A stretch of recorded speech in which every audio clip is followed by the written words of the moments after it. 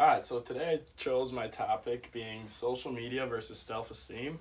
My name's Jack Huberty and I'm a senior here at Whitewater. So, why does this topic matter?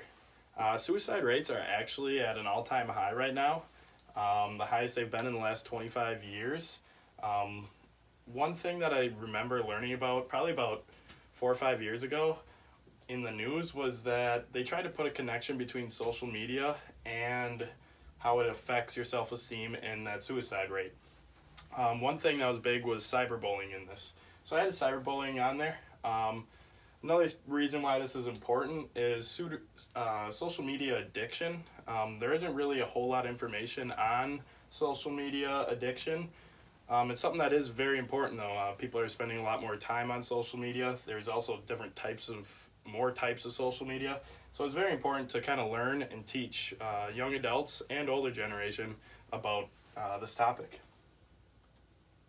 So there was a couple past studies I looked at. The first one came out of China where they interviewed middle schoolers. They wanted to look at the impact between social media and how it affects their parents, especially dealing with conflicts between their parents and the children. So one of the big things with this is what exactly is problematic social media use.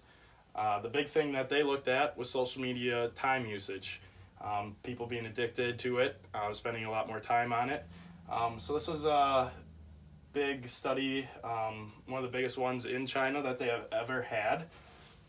So what they found was that people that had problematic social media usage also had a higher chance of being in a conflict with their parents. So I came up with my first hypothesis, and that is that social media usage time will be negative associated with your self-esteem. The next study I looked at came here in America, and they looked at appearance self-esteem. Now that's something that I never really thought about looking at. Being a guy, it's not really the thing that people kind of think about. I grew up not really caring about what too many other people thought of me. So the study looked at, once again, middle school and high school kids and tried to see if there was a connection between the two. What it found is that there is a negative impact that social media has on one's appearance self-esteem. But one thing that's very interesting in this is that it only is in girls. So after kind of looking at this study, I came up with my second hypothesis, which is that high self-esteem will be associated with lower social media usage time. So the method we're going to use to find out more about this is through surveys. Both the past two studies use surveys. This is a great way to reach a ton of people in a quick amount of time.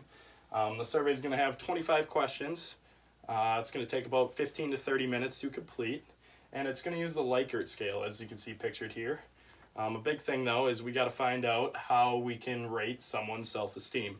Everyone's self-esteem and their view on self-esteem is different. A great way to do this is using the Rosenberg self-esteem scale.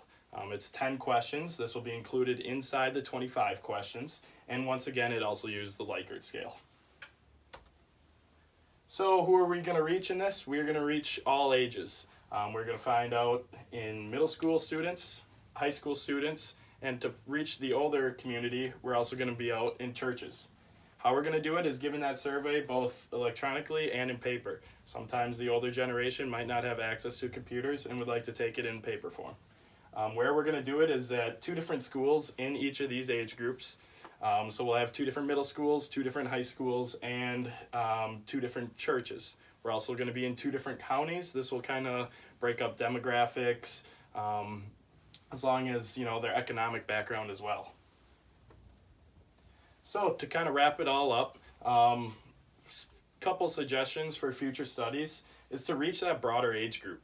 A lot of the studies that I looked at were only dealing with students. It is an important topic as social media is growing, that it kind of focus more again on the older age group. There isn't a whole lot of information about that.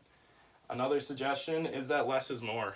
I looked at a study, it had about 250 questions on it, and it had the lowest amount of responses. There was a lot of responses that were half complete and things like that. So sometimes having a survey that has less questions but it is specific, is a good thing. I hope you learned a little bit about social media and how it affects your self-esteem. Thank you for listening.